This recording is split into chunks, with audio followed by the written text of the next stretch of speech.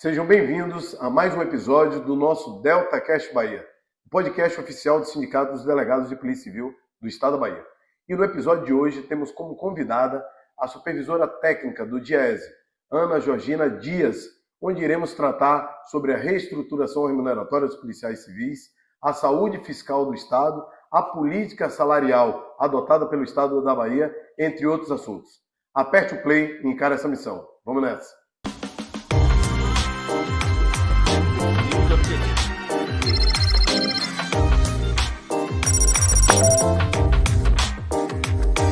Ana Georgina, ela é graduada em Ciências Econômicas pela Universidade de Brasília, UNB.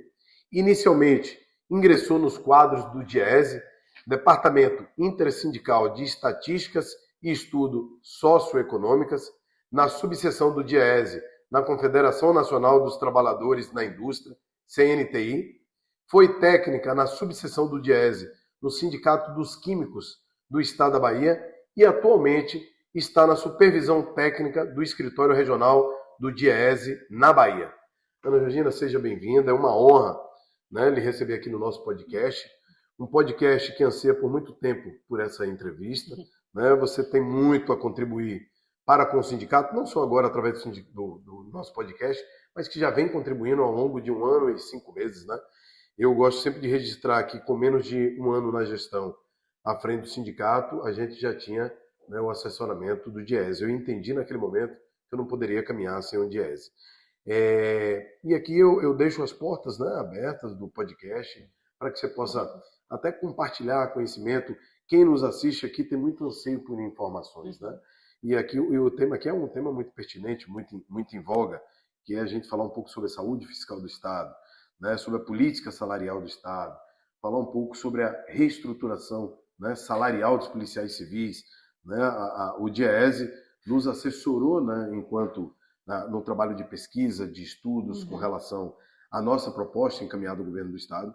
Então fique à vontade, viu? Eu quero que você se apresente para aqueles que nos assistem, para aqueles que nos ouvem, de saber um pouco mais sobre o trabalho da DIEESE, sobre a sua carreira. Bom, em primeiro lugar, queria agradecer o convite, dizer que é uma honra para nós do DIEESE, não só o convite para o podcast, mas, sobretudo, a confiança da instituição no nosso trabalho. Para a gente é extremamente importante ter nos nossos quadros de filiados uma entidade importante da segurança pública, que, na verdade, é um dos pontos, uma dos serviços prestados à sociedade de maior relevância. Então, a gente agradece o convite e agradece a confiança. Nós que somos gratos, Nós que somos gratos. Viu? Mas, assim, qual é o trabalho do DIEESE para aqueles que não conhecem? Porque o DIEESE é muito conhecido pelo nome, A gente sempre vê, não sei que fonte do DIEESE. E qual é o trabalho, Quais são as atribuições? O DIEESE é uma instituição já quase septuagenária. No ano que vem, nós vamos completar 70 anos de existência. O DIEESE foi criado em 1955, inicialmente em São Paulo, por um grupo de entidades sindicais, de dirigentes sindicais, que queriam qualificar melhor suas demandas, ter subsídios mais técnicos, mais científicos para suas reivindicações. Então, criou-se o DIEESE como um órgão para assessorar tecnicamente os trabalhadores, de modo geral, o movimento sindical brasileiro, nas suas reivindicações. Não só nas suas reivindicações salariais, mas em todo tipo de demanda que tenha algum tipo de relevância para a classe trabalhadora. Correto. Então, nós existimos desde então. Uma das nossas atribuições principais é a assessoria sindical, que é exatamente o que a gente tem feito junto com a ADPEB, no sentido de qualificar tecnicamente as demandas. Então, por exemplo, quando a gente faz uma proposta de remuneração para os policiais civis do Estado da Bahia, não é basicamente só baseado nos nossos desejos, ou no desejo dos trabalhadores, mas um monte de questões técnicas são levadas em consideração. O orçamento do Estado, as perdas que se acumulam, como os outros policiais, os outros delegados estão também, nos outros estados, por exemplo. Então, a assessoria é uma das nossas atuações. Outra muito importante, que é na verdade, ajuda muito na assessoria a pesquisa, né? Então, nós temos, por exemplo, a pesquisa da cesta básica, a pesquisa nacional da cesta básica de alimentos, que todos os meses, por isso que o Diese é bastante ouvido esse nome, todos os meses nós estamos ali dizendo, olha, só para comer uma pessoa gasta X, né? E esses X reais que as pessoas gastam, aqui em Salvador, por exemplo, mais de R$ 600 para adquirir uma cesta básica para uma pessoa durante um mês. Isso consome X% do salário mínimo, né? Por que nós usamos o salário mínimo? Porque é aquele salário que é a referência, né, de menor salário que pode ser pago. Perfeito. Então, a gente faz a conta com eles, né? E uma outra vertente de atuação também muito importante para nós é a formação, né? Porque nós não só queremos assessorar, fazer as pesquisas para ajudar a subsidiar, né, as demandas dos trabalhadores, mas nós também queremos os trabalhadores e as trabalhadoras, a sociedade de modo geral, cada dia mais preparado para fazer os enfrentamentos, né? E também para defender as suas reivindicações. Então, formação para nós é tão importante que nós temos uma escola de nível superior, né? Nós temos uma graduação, né, um bacharelado em ciências do trabalho, único que tem no Brasil, e nós temos uma pós-graduação em ciência e trabalho. E com muita alegria eu digo que recentemente nós tivemos a visita do MEC, que é feita periodicamente, e a Escola Diese de Ciências do Trabalho, os nossos 2 cursos, tanto de graduação quanto pós-graduação, tiveram nota máxima do MEC. Né? Então, além da formação sindical, nós fazemos também a formação acadêmica. Ana, hoje no cenário nacional, são quantos sindicatos hoje que têm uma relação com o Diese? Boa pergunta. São muitos, mas são muito poucos se a gente pensar no universo dos sindicatos. Nós, no Brasil, temos em torno de 12 mil sindicatos. Se a gente for pensar só os sindicatos, digamos, de trabalhadores, que é para quem efetivamente o Diese trabalha, nós temos aí certamente mais de 10 mil sindicatos. Nós temos 700, menos de 700 sindicatos filiados ao Diese, né? E é importante a sua pergunta, porque basicamente o financiamento das nossas atividades vem basicamente da filiação. Da filiação. Né? É uma filiação que não é compulsória, obviamente, né? Mas é o que permite o pagamento, né, da nossa equipe. Da folha, né? E o Diese, embora ele seja um órgão conhecido, nós temos, se a gente contar com os trabalhadores do administrativo e da área técnica, nós temos 171 trabalhadores apenas. Porque, infelizmente, é aquilo que o movimento sindical consegue aportar de recursos, né?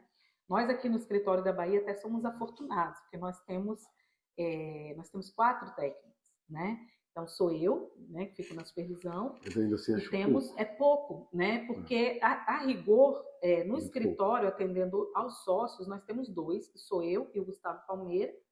Nós temos uma outra técnica, né, a Ludmila Julie, que é responsável pelo Observatório do Trabalho, que é uma parceria, um convênio que nós temos com a Secretaria do Trabalho e com a CEPROME, exatamente para fazer o acompanhamento do mercado de trabalho, para basear as políticas públicas, né, de geração de emprego e renda. E nós temos a Nádia Vieira, que é a técnica que fica na subseção dos químicos que eu ficava anteriormente, né, já há algum tempo. Então, assim, cada um tem as suas atribuições, né? Aqui no estado da Bahia nós temos, nesse momento, 36 sócios e as demandas são muitas, né? Porque não são simplesmente as demandas salariais. E ainda mais no momento que a gente está vivendo aqui no estado, né? Onde todo mundo está fazendo suas reivindicações, né? Suas demandas. E além das entidades de servidores, trabalhadores do setor público, nós também temos os trabalhadores do setor privado. Então, na verdade, são muitas demandas. E, como eu disse, não são só as demandas salariais, né? Mas demandas, por exemplo, relacionadas a questões que dizem respeito à sociedade, sobretudo à classe trabalhadora. Por exemplo, a reforma tributária, né? Mudanças que são extremamente importantes para a sociedade, que tem rebatimento sobre todas as pessoas. Então, o Diese também se debruça sobre isso. Quando nós tivemos em 2019 a reforma da Previdência, em 2017 a reforma trabalhista, em 2020, 2021 a discussão de uma reforma administrativa, né? Então nós também subsidiamos os trabalhadores, né? em relação a isso, porque todas essas questões nos afetam muito, né? Não é simplesmente olhar e demandar por melhores salários, mas melhores condições de vida, melhores condições de trabalho. Para dar um exemplo, nesse momento a gente tem se debruçado muito sobre a questão dessa transição energética, né? E sobre essa questão das mudanças climáticas, porque isso vai ter desdobramentos muito sérios sobre a sociedade e sobre a própria forma que o trabalho é feito, né? Eu sempre dou um exemplo. Imagine alguém que trabalha na limpeza urbana, né? Os queridos garis, né? Com temperaturas cada vez mais altas, né? Como é que essas pessoas, como é que essas temperaturas vão afetar a saúde desses trabalhadores e trabalhadoras? Né? Então, todas essas questões que dizem respeito ao mundo do trabalho, que é mais do que o mercado de trabalho, já está lá. Ana, entrando agora no cenário do Estado da Bahia, saúde fiscal.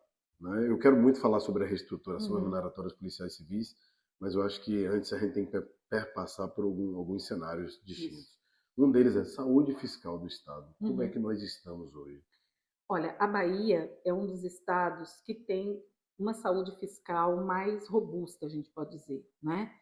Nós temos um equilíbrio fiscal, como nos últimos 3 anos, né? Os 3 anos recentes, com exceção de 2023, nós tivemos superávites fiscais. Significa dizer que o estado da Bahia conseguiu arrecadar mais do que aquilo que ele utilizou para fazer toda a sua gestão. Seu custeio, pagamento dos trabalhadores e trabalhadoras, investimento, né? Previdência também. No ano passado, nós tivemos um leve déficit, né? E que não foi necessariamente por conta de um desequilíbrio fiscal, mas foi uma opção do Estado da Bahia de utilizar parte do seu orçamento para investir, em vez de tomar empréstimos, né? Ou seja, é uma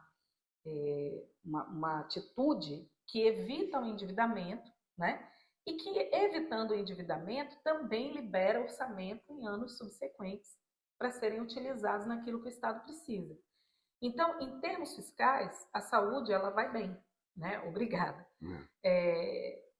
Temos também, como eu mencionei há pouco, falei do endividamento, a Bahia é um dos estados que tem menor nível de endividamento. Isso que eu ia perguntar. Né? A informação que eu tenho é que a Bahia estaria entre os 3 estados com o menor endividamento do país. O menor endividamento. E que seria a 7ª economia mais forte da federação, a Bahia, e a primeira do Nordeste. Exatamente.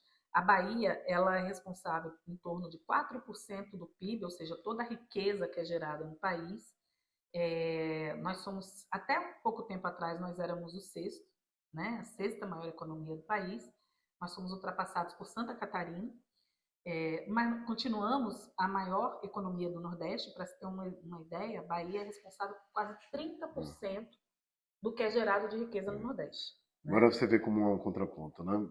Quando a gente está falando da economia, da saúde fiscal, a gente fala, pô, Bahia, o estado economicamente mais forte do Nordeste. Sim. Já no comparativo dos estados do Nordeste, é o penúltimo pior salário no que se refere à segurança pública. Isso. A Bahia é o 7º estado mais forte no cenário nacional. Já falando dos delegados de polícia, nós estamos entre o 22º e 24º pior salário. Isso. Né? Às vezes você não consegue entender um estado tão forte, né, economicamente, comparado a outros estados, né, que não têm o mesmo poder financeiro, mas ela não consegue avançar, o que me traz uma ideia de que, na verdade, não é a ausência de recursos, é a ausência de entender a segurança pública como prioridade. Né? Me perpassa assim, de uma forma muito rápida esse pensamento. Mas é o que chama atenção.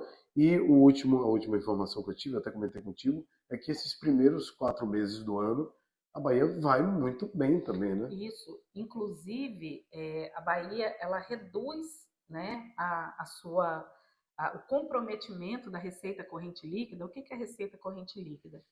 Depois que o Estado ele paga algumas obrigações que ele tem, é aquela receita que efetivamente ele tem para gastar, né? Então, quando você olha a receita corrente líquida e olha a despesa total com o pessoal, que é exatamente o que vai dar o limite fiscal, sim, né? Da responsabilidade. a gente observa que entre o último quadrimestre do ano passado e o primeiro quadrimestre desse ano, houve uma melhora, né? O comprometimento no primeiro quadrimestre foi 38,46%. E aí é interessante a gente dizer quanto é o limite máximo. O limite máximo de comprometimento é 48,60%. Né? E o limite prudencial, que é aquele limite que você fala assim, opa 46,17%. Então, aí a gente percebe que, de fato, existe assim, um comprometimento baixo, né? A gente pode dizer baixo em relação aos limites fiscais. Obviamente que não adianta simplesmente a gente ter folga fiscal. O que eu quero dizer com isso? Você ter a possibilidade de aumentar, né, essa relação entre a receita corrente líquida e a despesa total com o pessoal. É preciso que você tenha orçamento para fazer isso. E aí, a sua fala anterior leva à seguinte questão. O orçamento é único.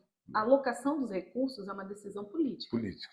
Né? Sem dúvida. Então, a sociedade ela vai pressionar por aquilo que ela acha que tem que ser a alocação mais eficiente dos recursos, né? E o orçamento do Estado, assim como o orçamento da União, dos municípios, ele está sempre em disputa, né? Então, todo mundo quer um pedaço e quer de maneira legítima. Justo. Né? A gente, como cidadão, quer melhores serviços, né? Os trabalhadores do setor público querem melhores salários também, melhores condições de trabalho, porque não adianta, às vezes, só você ter um salário bom e as condições de trabalho também serem precárias, degradantes, ruins, né? E tem também a própria questão da necessidade de investir, né, do Estado. Então, esse orçamento ele está em disputa. Agora, é preciso verificar nessa disputa o que é prioridade. Qual é a política do governo do Estado? O que é prioridade? E aí, o que nós observamos, eu não tenho como deixar de dizer, é que um dos motivos da gente ter essa saúde fiscal, digamos, forte, né, importante, é porque, ao longo dos últimos anos, foi feita uma escolha entre priorizar, né, investimentos, uma melhor saúde fiscal do Estado, mas isso teve um preço. E o preço foi também uma política salarial rebaixada, né? Uma política salarial que nem chegava a manter o poder de compra dos salários, né? Se a gente pegar, por exemplo, só os reajustes lineares que ocorreram entre 2015 e 2024, agora a gente fala 2023 porque a database de janeiro de 2024 ela repõe a perda de 2023. A gente ainda tem perdas de mais de 48%. Até o ano salarial dos servidores públicos foi muito grande. Claro que, né, essa perda ela acaba variando de categoria para categoria. Porque alguns deu 54, outros 35. Isso, porque é uma outra coisa também que aparentemente é boa, mas que não é, que é assim, à medida que uma categoria reivindicasse mais, ela tinha algum tipo de coisa. Então, por exemplo, a gente tem algumas categorias que tiveram reajustes que outras não tiveram. Por exemplo, o governo deu alguns reajustes para aqueles vencimentos, ou soldo, no caso da Polícia Militar, que ficavam abaixo de um salário mínimo. Então, quem tinha vencimentos que não estavam abaixo do salário mínimo no período, né, não tiveram. Algumas gratificações tiveram reajustes maiores do que outras, né? E aí eu cito o exemplo dos próprios técnicos das universidades estaduais e os analistas. Teve diferença entre, né, os reajustes das gratificações e os próprios reajustes. O governo também, em 2022, adotou uma política salarial de reajuste em parcela fixa. Então, essas parcelas elas variaram entre R$ 100 e R$ 300, 100, 200 e 300, a depender da jornada de trabalho, né, da carga horária. Então, tudo isso vai criando uma situação pouco isonômica. Então, resolve ali momentaneamente um problema, mas no todo, a política salarial ela acaba tendo problemas. Sobretudo se a gente pensa entre as pessoas que estão na ativa e as pessoas que já estão aposentadas e os pensionistas. Por exemplo, agora a gente acabou de ter uma coisa que é muito importante, que foi o reajuste do auxílio alimentação de mais de 66%, o que é ótimo, é desejável, né? Mas quem é aposentado não recebe. E aqui uma preocupação que a gente tem muito grande aqui, desde o início da gestão, é de ter um olhar muito diferenciado para a aposentadoria. Não falo nem aposentado, eu falo aposentadoria porque é aquele que vai se aposentar e aquele que já está aposentado. Mas esse olhar diferenciado para a aposentadoria. esses cuidados que a gente tem que ter nas Sim, tratativas de negociação salarial, para em nenhum momento você deixar de lado aqueles que é. ou estão para se aposentar ou que irão se aposentar. Ana, a gente fala de saúde fiscal, então a gente percebe que o Estado está financeiramente, a saúde fiscal está muito bem, mas a gente acaba caindo na questão da política salarial adotada Uhum, pelo governo do Estado, né, que a gente percebe nessa luta sindical. Né? A gente viu, desde o início do ano, algumas categorias que estão avançando. Né? E aí você fica vendo esse tratamento, às vezes, que não é um tratamento, né, igualitário, uhum, um tratamento justo. Tivemos outra categoria agora também que avançou bastante, uhum. que merece, mas assim, a gente começa a se perguntar quais são os parâmetros, né, na Pois política é. salarial adotada pelo É. governo, porque você às vezes não consegue Uhum. entender, fica muito claro isso. É o que eu estava mencionando um pouco. Na verdade, quando não existe uma política remuneratória, é, digamos assim, que ela seja, eu não digo única, porque claro que as categorias têm especificidades, mas eu digo pelo menos um critério que seja isonômico, a gente vai ter uma situação muito ruim de uma disputa que às vezes ela é no conjunto prejudicial aos próprios trabalhadores e trabalhadoras do setor público. Não é um problema a categoria A, B, C ou D ter bons reajustes ou ter conseguido um bom plano de cargos. O problema é isso não ser um critério geral, entende? Ainda que você possa ter questões diferenciadas entre as categorias, porque, como eu disse, cada uma tem uma estrutura remuneratória. Você tem uma estrutura remuneratória na segurança pública, né? Você tem, por exemplo, na segurança pública, você tem a própria questão da polícia militar, os bombeiros, a polícia Peritos, né? civil, os peritos. Então, você tem carreiras diferenciadas que vão, em alguma medida, tem que ter um tratamento diferenciado. Né, você tem a diferença entre os poderes, né, poder executivo, poder judiciário, mas a questão é preciso ter equidade. Equidade é mais importante do que igualdade. Se eu, às vezes, criar uma política igualitária para todas as categorias, eu posso prejudicar alguém. Mas se eu tiver equidade, eu vou pensar cada categoria de acordo com as suas necessidades e pensar que todas elas são importantes e que eu não tenho como fazer uma diferenciação. Muitas vezes, é, é, sobretudo se for pensar simplesmente na importância. Porque, assim, quem não é importante no setor público? Qual é a categoria que não tem importância?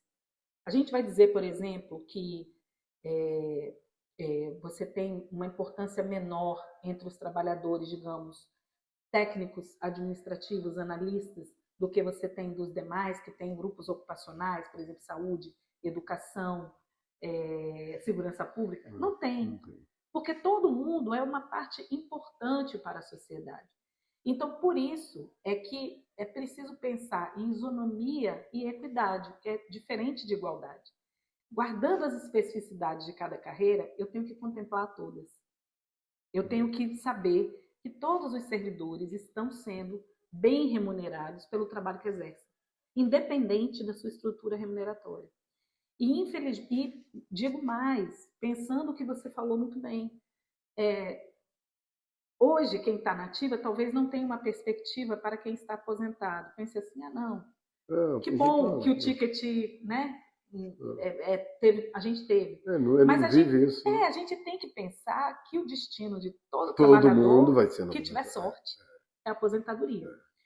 E aí, isso, por exemplo, a gente vê que quando você dá, por exemplo, promoções, tickets, reajustes em gratificações, basicamente você está beneficiando quem está nativa. Então, nativa. E isso você cava um fosso gigante com aquelas pessoas que estão já na inatividade. Sem dúvida. E detalhe, essa questão previdenciária, ela é uma questão que ela também tem um impacto muito grande na remuneração, né? Porque, por exemplo, se a gente tem a própria, a gente falando da política salarial, e eu vou um pouquinho além, a própria política de gestão de pessoal. Por exemplo, se eu penso muito numa visão de terceirizar determinadas atividades, e manter poucos trabalhadores contratados de forma direta, efetiva, né, eu tenho um impacto na Previdência com isso. Porque por mais que você tenha compensação previdenciária, se eu encho, por exemplo, uma determinada categoria, uma secretaria de trabalhadores contratados como REDA, né, que é o Regime Especial de Direito Administrativo, isso vai rebater na Previdência. Por quê? Porque o REDA, ou o terceirizado, ou o cargo, ele vai contribuir para o INSS, que é o regime geral. E quem está se aposentando no Estado recebe a aposentadoria do regime próprio, que é o FUNPREV, o BAPREV. Então, você gera um desequilíbrio com sua decisão de gestão de mão de obra. Então, não é simplesmente uma fala anti-terceirização ou só a favor do concurso, mas é um equilíbrio desse sistema delicado. Tem outras consequências, né? Tem. Ana, e aí eu entro agora na questão da reestruturação remuneratória dos policiais civis, né? Os policiais civis, como você bem falou, ao longo de muitos anos a gente vem, a palavra mais correta seria sofrendo, né? Uhum. A gente teve uma perda salarial enorme, né? A gente está vivendo um momento de grande desestímulo, de desmotivação, em que pese reconhecer que o governo do Estado ele procurou agora trazer estrutura, novas unidades policiais, né? Viaturas, armamentos, mas aí eu volto a dizer que se qualquer investimento, né, no âmbito da segurança pública, que focar apenas essa questão de estrutura e não perpassar pelo capital humano, né, ela deságua no nada, ela não vai ter êxito. Né? E a gente está percebendo muito isso. E aí eu até te falei certa vez que um amigo falou e eu não esqueci, que é o que eu digo, não adianta você dar uma Ferrari, um Porsche como viatura para um policial trabalhar, né? E ele, quando voltar para casa, ele tem que pegar o metrô, tem que pegar o ônibus e tal. Então ele vai viver uma realidade distinta. Não adianta a inteligência, eu vejo muito falando, vamos investir em inteligência, 10. Eu sou homem da inteligência, adoro, né? Sou entusiasta de tecnologia. Mas não adianta nada investir nisso se você não investe no operador. Quem vai operar? Vai operar uma pessoa que está frustrada, que está endividada, que está desmotivada, que não consegue focar 100% da sua energia no trabalho, porque bate o horário dele no final do dia, ele tem que ir para o bico, e que ele volta no dia seguinte cansado para a atividade dele principal, mas ele já está pensando no bico, porque é o bico que complementa o salário, é o bico que ajuda a pagar a conta, escola de filho, plano de saúde, mercado. Então, essa questão da reestruturação remuneratória é uma coisa assim que a gente está no limite. Os policiais civis estão no limite. E ano passado, quando nós procuramos a assessoria do DIEESE, foi nesse sentido, a gente não queria levar sua emoção, porque falar da emoção, a gente que é polícia, a gente fica emocionado, fala do risco, né, de todo dia, da família, a ameaça vem para você, mas você carrega para casa. Eu sou uma pessoa que eu não tenho uma vida social normal, eu não frequento lugares de rua, eu não vou com meus filhos para determinados locais. Anteontem, eu até comentei com minha esposa, eu tava com ela, aí eu peguei um Uber para um determinado local. Quando eu entrei no Uber, aí o papai falou, tudo bom, doutor? Fica à vontade. Aí eu já fiquei assim, doutor, por quê, né? Já fico cismado. Né? Aí ele falou, e aí, como é que tá as coisas aí? O negócio tá feio na cidade, né?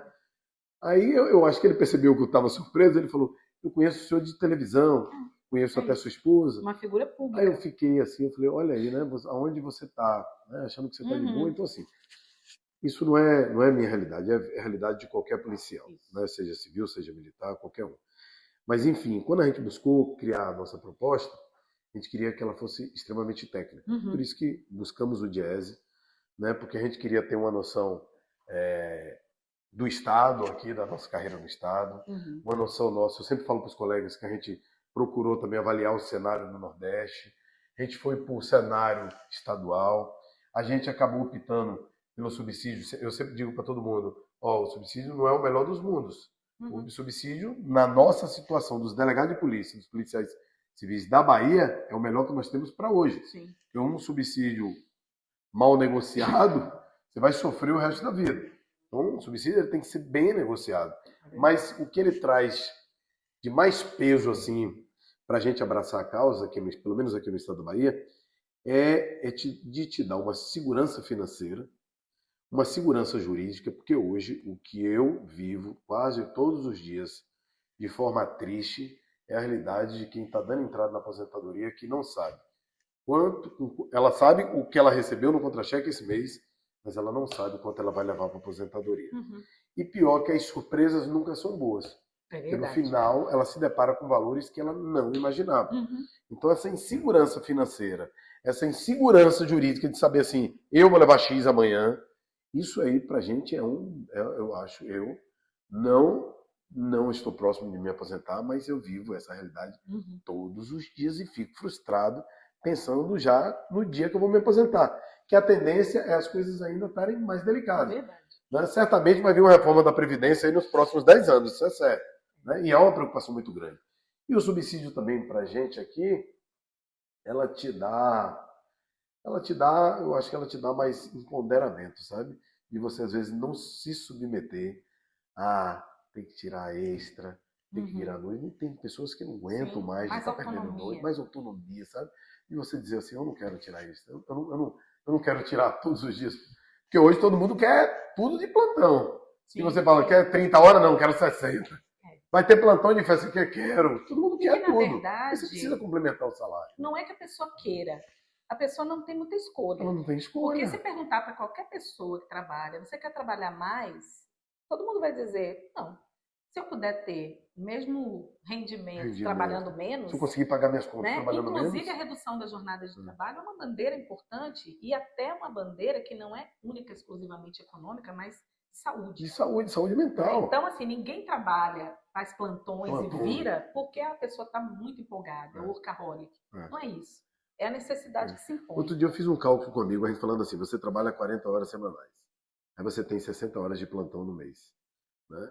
Você tem 12 horas a mais de trabalho toda semana. Então 40 vai para 52 horas. Exatamente. Né? Então quando a gente começa a botar isso na balança, mas infelizmente todo mundo acaba aceitando. Não é qualquer trabalho, né? Se a gente for pensar do ponto de vista da atividade, é uma atividade estressante, uma atividade de risco, uma atividade, no caso dos delegados, que ainda tem a questão do comando, né? Então, é uma pressão.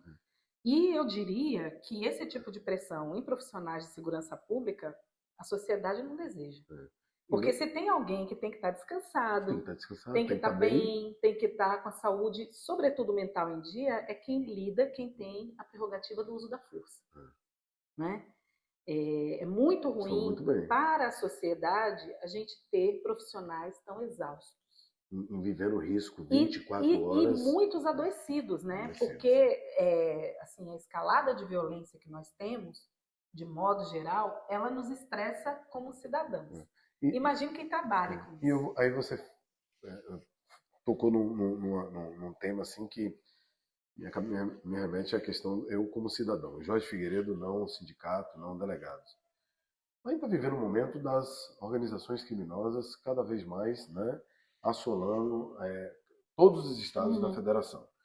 Hoje a gente vê a realidade da Bahia que não é muito distinta da realidade do cenário nacional. Eu sempre digo isso, não na defesa da Bahia, mas na realidade. O cenário nacional está extremamente complicado no que se refere a essas facções prisionais. Né? Essa briga que está entre elas, de conquista de territórios e tal. E a Bahia vem vivendo isso cada vez mais forte. Em 2011, eu falo... Então, falando por experiência própria, qualquer localidade de Salvador entrava com uma equipe. Hoje eu não conseguiria. Hoje você não entra. Hoje você vai com 5, 6, 7 equipes. Hoje a gente já está falando em ir de caveirão. Né? Então, a realidade de Salvador mudou muito. Eu entrava nas favelas e eu não me deparava com pessoas de fuzis. Eu atuei na repressão ao roubo-banco. Fuzis, quem tinha fuzis em 2010 era assaltante de banco. Antes de 2010, assaltante de banco. Fuzil você não achava à toa em qualquer atividade criminosa, porque era coisa de quem tinha um poder financeiro, uma estrutura organizada. Né? Hoje não. Hoje qualquer bairro de Salvador, qualquer área crítica de Salvador, você tem fuzis.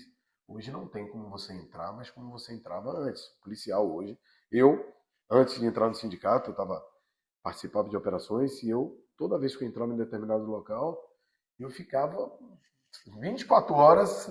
energizado, adrenalizado, porque na minha mente tinha alguém com fuzil mirando e que ia dar um tiro. E é a realidade de todo policial quando vai para a favela.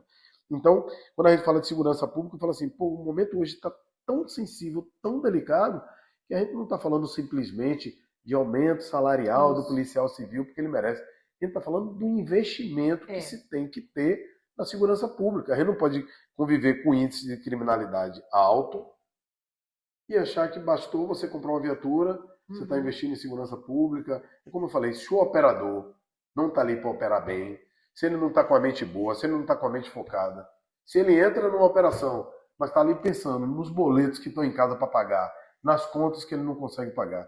E eu falo isso até na defesa dos colegas investigadores, escrivães, né, os peritos, os delegados, de todos que estão na segurança pública, né, de todas as forças.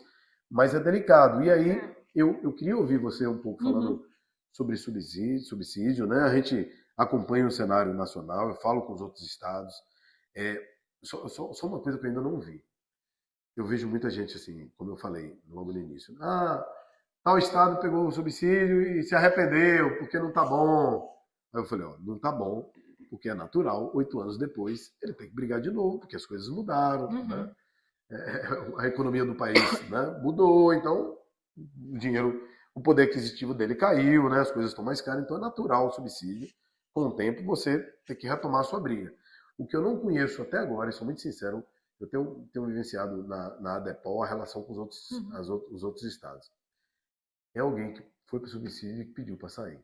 O que eu percebo são subsídios que são mal acordados. E aí as pessoas realmente vão viver a amargura de ter fechado um mau acordo, sabe? Mas, enfim. Eu diria que é para além disso. Você pode fechar um ótimo acordo de subsídio, mas a política remuneratória ela tem que ser constante. Tem que ser constante. Não adianta você ter um subsídio muito maravilhoso, negociado daqui a em 10 2024, anos ele vai estar. E você novamente ficar 7 anos sem reajuste. Sem reajuste, não vai adiantar. Porque aí, na verdade, não é a mesma coisa que eu falo. Muitas vezes as categorias ficam com uma ansiedade de negociar planos de cargos. Aí eu sempre digo, olha, a questão do plano de cargo não é a construção em si do plano. O melhor plano de cargos... É aquele que você sempre... Se não tem o cumprimento do plano, a manutenção do plano, ele vira um plano ruim. Vira um plano né? ruim. Porque o que eu quero dizer com isso? Vou dar o exemplo de uma categoria que nem é da segurança pública, mas vou pegar os professores da educação básica. Hoje existe o Piso Nacional do Magistério, desde 2009, né? Esse Piso Nacional do Magistério hoje é pouco mais de R$ 4.580 para professores da educação básica com 40 horas. Então, normalmente, estados e municípios colocam o piso como o menor valor de ingresso. Ao longo do tempo, o que foi acontecendo? Só esse valor de ingresso e aqueles que ficariam abaixo iam sendo reajustados à medida que o piso ia se elevando. Então, você tem um efeito de achatamento para todos os outros níveis e classes de professores.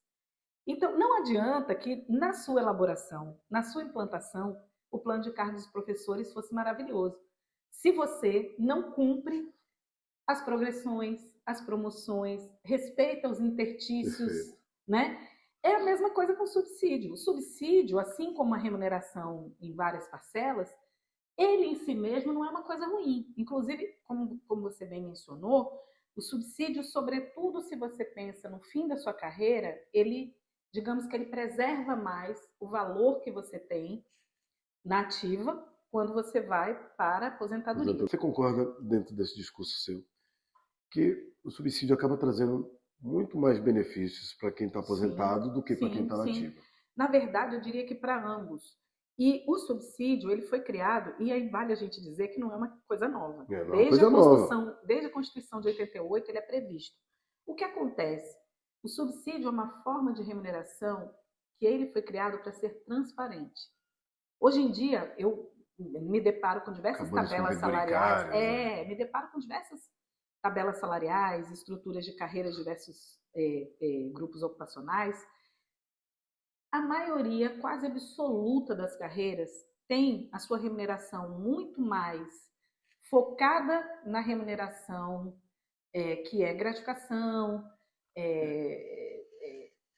que não é o vencimento base ou soldo, né? Então, essas modificações, por isso que eu falei, você acaba tendo tratamentos muito pouco isonômicos, porque cada um tem as suas, eu brinco, as suas teteias, os seus penduricalhos. Quando você traz tudo para uma parcela única, você tem muito mais possibilidade de fazer o controle social disso. E não quer dizer que a pessoa não vai ter hora extra, não vai ter férias, Todas as não vai ter verbas 13º. de cunho pessoal indenizatório, aquilo que ela agregou vai estar lá como uma vantagem pessoal, mas você vai saber cada coisa o que é o quê. Por outro lado, como você também muito bem mencionou, se não houver uma política remuneratória que garanta reajustes periódicos, esse valor ele vai perder. Agora, essa perda de valor, ela acontece tanto com subsídio, como acontece se você tiver remuneração em várias parcelas. Eu dou um exemplo. Nos últimos anos, os vencimentos básicos tiveram muito mais reajuste do que as gratificações. Com exceção daquelas, por exemplo, como a CET, né, que é uma fração, mas, por exemplo, a GAGE e a GAP, no caso da Polícia Civil, tiveram muito menos reajustes do que o vencimento. Então, de qualquer maneira, é um risco, né? E aí entra a questão da aposentadoria, porque como o subsídio ele também é a base do valor para a remuneração de quem está aposentado, você não tem problemas tão grandes em relação à incorporação de gratificações e tudo, porque em tese aquilo já está... É uma coisa que todo mundo sempre pergunta, né, Jorge? Se parcela única, então perde tudo? E é o que eu digo, não. Você é constitucional, está lá. Você tem tudo que é remuneratório, ou seja, seu vencimento, suas gratificações, vai estar na parcela do subsídio. Mas o que é indenizatório, auxílio alimentação, sua substituição, se você auxílio responde uma cidade a mais. Isso. Se você fizer um plantão, uma hora extra, você também tem assegurado. Né? Por exemplo, se tiver uma você já tem DAS, um símbolo, tá lá, você também vai ter. Mas a questão é, você tem uma remuneração que ela é mais equilibrada em relação àquilo que é vencimento e o que é gratificação. Porque você vai ter um todo ali para essa parte remuneratória. Ana, a política adotada hoje na Bahia, pelo menos pelas entidades sindicais, foi de buscar um alinhamento entre as entidades da Polícia Civil, né? Hoje nós estamos assim alinhados, né? Desde o ano passado. A construção da proposta, né? Ela surgiu desse alinhamento. Esse alinhamento perpassou não só pelas entidades, mas pela instituição da Polícia Civil, pela chefia, pela delegada-geral, pela diretora do Departamento de Polícia Técnica e pelo secretário de Segurança Pública. Tanto é que a nossa proposta ela acabou se tornando um produto da pasta da Segurança Pública. Né? Como você tem conhecimento. E aí eu pergunto, foi uma estratégia que você, na sua experiência, você entende que esse alinhamento favorece a um resultado final? Era isso que eu queria ouvir um pouco de você que tem experiência de quantos anos acompanhando negociações salariais? Aqui no DIEESE, vou fazer 23 anos. Aqui no estado, você pode falar menos, com propriedade. Mas propriedade. Eu diria que toda negociação que ela tem, que ela é alinhada e é unificada, ela tende a ser mais forte. Né? Eu vou dar exemplo de duas categorias que têm negociações nacionais e são negociações muito fortes. Petroleiros, sou da Petrobras, e bancários. Petrobras a gente pode até dizer, mas é a mesma empresa. A banco não.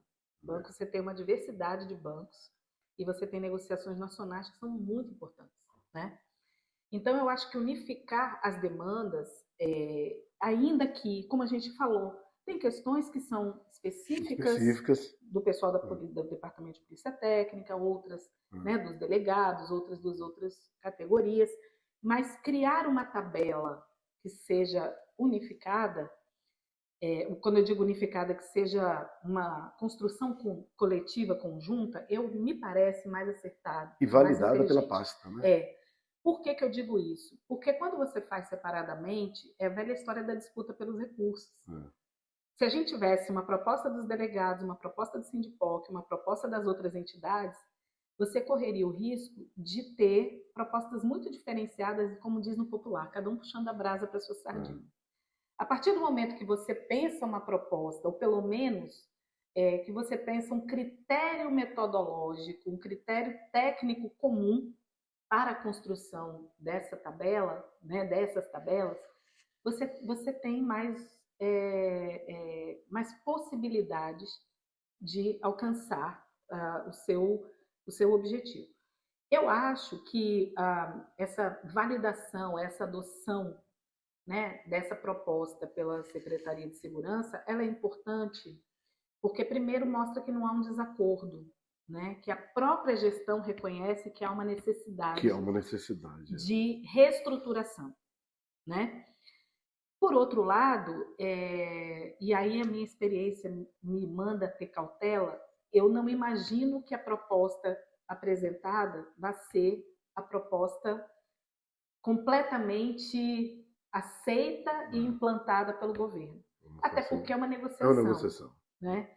Mas eu acho que a validação da secretaria, do secretário, da delegada-geral, ela é uma declaração de anuência com a necessidade, é um reconhecimento Eu vejo de muito que assim. existe questões para serem tratadas. O que eu digo não é uma coisa emoção. É técnica. E é aí técnica. eu até queria dizer, né, como é que a gente, que não foi do nada, né, como é que se cria essa proposta? Bom, dizendo, né, que a gente faz a proposta basicamente para delegados, investigadores e escrivães, e baseando primeiro quanto se ganha, quanto se perdeu, né, com esses poucos reajustes que ocorreram nos últimos anos. E como nós estamos em relação aos outros. 3 anos.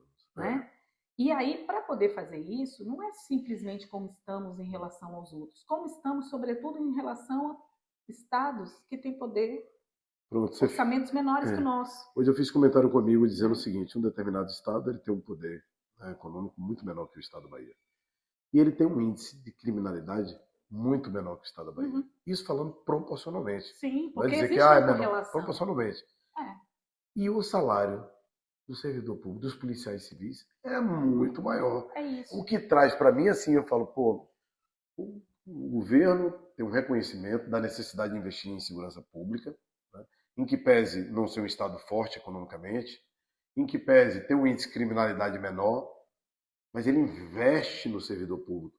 Talvez por isso o índice de criminalidade também esteja menor. Eu ia dizer isso. Na verdade, certamente talvez seja uma relação anterior. Ele investiu, ele reduziu. Então, o que eu digo aqui, a gente tem um governo, um estado forte economicamente, um índice de criminalidade alto e fica parecendo que não é prioridade de segurança pública, porque o investimento. Mas talvez seja isso. Né? Eu acho que a relação de causalidade, ela talvez seja, você tem a criminalidade aumentando exatamente porque talvez você não tenha investimentos, não está investindo os investimentos necessários. E aí você mencionou um ponto que eu acho que é muito interessante, que é a questão da tecnologia da inteligência. Eu acho que o desejo de todo cidadão é que você tenha uma polícia cada dia menos letal. Menos letal. Cada dia mais inteligente no sentido de submeter menos aos riscos policiais e a sociedade como um todo e ter efetividade. Sobretudo, a Polícia Civil, que é a polícia que faz todo o processo de investigação, né? É interesse. Mas não adianta a gente ter aqui, nós termos tecnologias de CSI com salários que a gente tem. Porque a tecnologia, sobretudo na segurança pública, ela não vai substituir o ser humano. O ser humano não vai. Tem algumas questões, por exemplo, fazendo um paralelo com a medicina. Tem hospitais que têm robôs que operam. Mas esse robô não opera sozinho. Ele precisa das mãos dos médicos, de todo aquele aparato para operar essa tecnologia. E com a polícia não é diferente, entende? Então, assim, eu diria que talvez esse momento muito ruim, né, em termos de indicadores de segurança que nós estamos vivendo, seja um resultado, né, muito claro do que aconteceu ao longo dos últimos anos com as pessoas. Ana, você falou aí e me faz tocar numa operação que aconteceu agora na semana passada, uma operação da Polícia Civil. E é por isso que eu digo assim, a gente reconhece muito o esforço da Secretaria de Segurança Pública, muito esforço da Polícia Civil, né, em que pese não ter o reconhecimento salarial, mas o compromisso, né, em dar resultado. Nós tivemos uma operação deflagrada em todo o estado. Em um único dia foram 502 prisões E o índice de letalidade foi Pois é. 0,2%. Esse é o desejo, o melhor dos mundos. Aí eu falei, olha Efetividade, a efetividade. sem letalidade. Operação, polícia judiciária, polícia, utilizando inteligência, operadores isso. Né, da Polícia Civil. Mas, então aí a gente fala, imagine se esses policiais tivessem um reconhecimento financeiro motivados igual uma outra categoria que teve uma aprovação.